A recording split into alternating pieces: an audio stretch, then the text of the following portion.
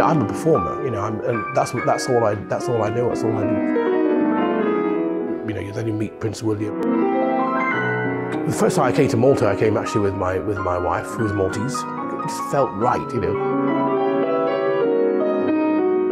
Malta needs to have a proper cultural centre here. We just don't have it. I don't mince my words about it. It was a wasted opportunity, yes, completely.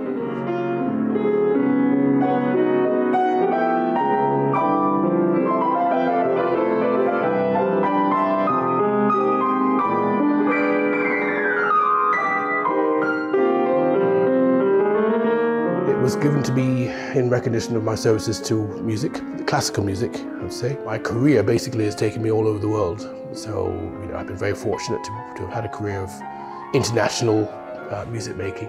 I received the letter Christmas of 2021. And it's one thing to actually receive the letter, it's one thing. But then actually to go to the palace to physically get the award. It's totally different. It's a wonderful institution, very British, it's very well organized, and of course it could be the Queen or Prince Charles or any of the the senior royal members of the family who present it. Really wonderful, very, very special. Then you meet Prince William, and then you just he puts it on, he attaches the award on your suit, and then out you go. I'm very, very honoured, of course, to be to present it. Here's the medal. I'm not. A lot of people have been confusing this with OBE as like if I'm knighted, Sir Wayne. I'm not knighted. No, I'm just an OBE. I think the next thing is a CBE, where you are knighted then. But that comes if ever, later on.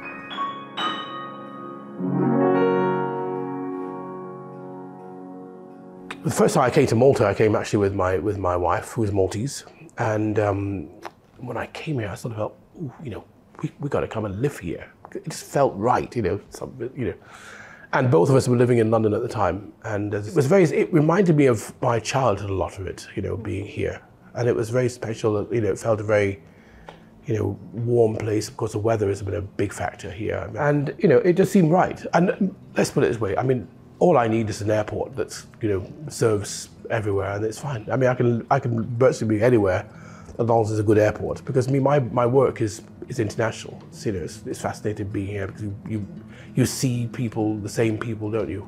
In a big city, it's very different because you're just a number. But here, you really feel part of a community.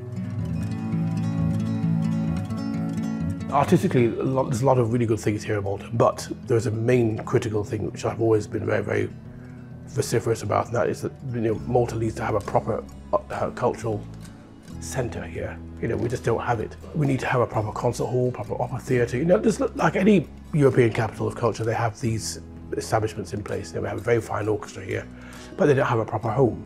The concert hall here is the Mediterranean Commerce Centre, which is basically a covered courtyard.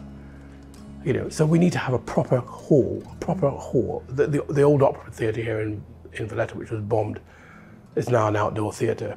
It's shameful, really. That should have been restored to its former glory and proper enclosed building. So you see where I'm coming from. We need a specifically built culture centre where the opera can, the orchestra can have its home, operatic performances can take place, concerts, what you name it. If you have the facilities in place, that will then bring the professionals from abroad to come and establish things here, because we need that. It's very important. Why do people have to leave to go to study? It should be here that we should be, nurturing. And I'm based here. I don't work here. My work is abroad, so I'm based here. But as I said, what I see lacking here, of course, is all these, the cultural infrastructures, which when you go abroad, everything is there. And that's what we need here. There was a big opportunity here, and it was all, in my opinion, wasted. For the V18, complete waste of time there. This is a wasted opportunity. And I don't mince my words about it. It was a wasted opportunity, yes, completely. Listen, I hope you're all having as much fun as you can in these times. You know, it's how long is this all going to last? But we have to be positive. We have to be careful, and we just have to take care, listen, and we will get there. 2021 has got to be a better year, don't you think? Yeah, I mean, it was difficult. I mean, I speak, you know, not just for myself, but for all my colleagues, you know, worldwide, because it was it's a very difficult time. I mean, my last concert actually was in Moscow, I remember. And I returned home, and, you know, the diary, the phone was ringing constantly. All concerts, you know, cancelled. A lot of them were postponed as opposed to cancelled. And then my wife Jennifer said to me, you know, as I came home and said, you know, oh, you know, what are we going to, you know, what are we going to do, you know? And then she said to me, oh, right.